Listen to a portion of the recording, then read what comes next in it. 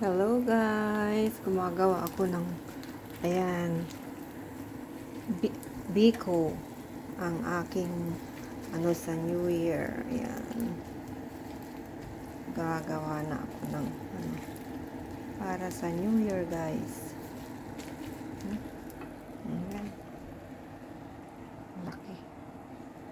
Ayan ang namin. Biko. At saka gumawa na din ako ng ng pandan. Ang handa namin. Dessert. Ayan guys.